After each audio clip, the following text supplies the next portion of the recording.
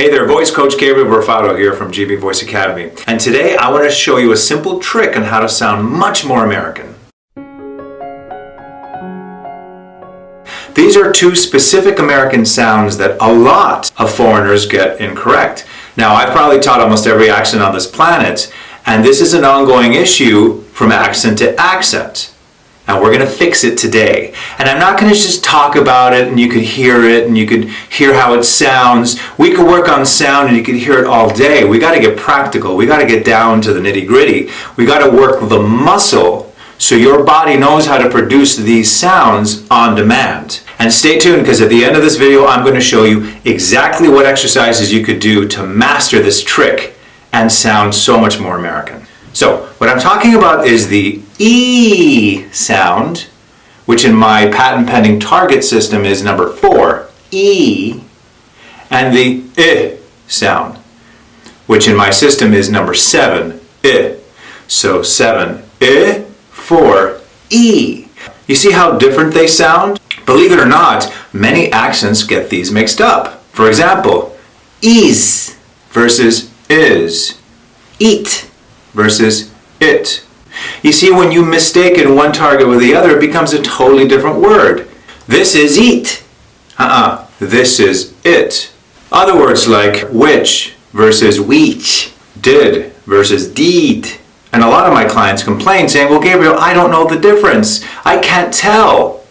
Well, if we, like I said earlier, if we get down to the nitty-gritty, if we really try to find out how to produce these sounds physically, we're going to know. Your body will tell you. Because these are two complete different muscles we're using here. When I'm going E, I'm feeling it vibrate back here in my throat. E. And I'm feeling a lot of tension under my jaw muscles. So I want you to do me a favor. I want you to put your hands right here in the mushy part of the bottom of your chin here, and I want you to go E. Now, do you see how tense everything gets? You see how everything just sort of flexes and produces that E sound? Well, that's very, very specific, isn't it? You have to be very conscious of creating that E sound. Now, if we do the 7 sound, which is the I sound, you notice everything is relaxed. I. Try it. I. I. I. The I vibrates, I always say this, in front of your teeth. I. Industry. This is it. Illustration. Insistent. Listen. Versus the E is back here. Eat. Feel. Tree. I need. I. E. A lot of foreigners get this target wrong. Important. Important. Simple. Simple. This. This.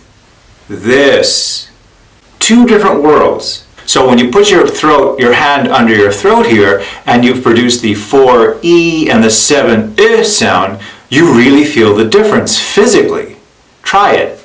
E. I. E. I.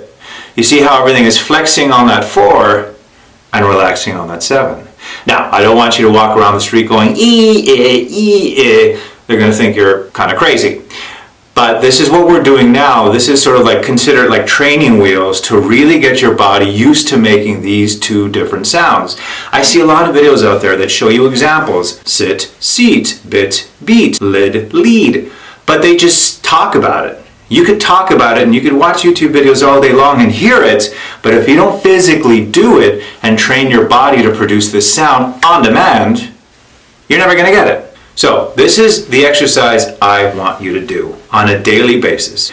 Every day, I want you to put your hands here and try the minimal pair exercise, meaning putting words with a 7 and a 4 next to them. So for example, did, deed, fill, feel.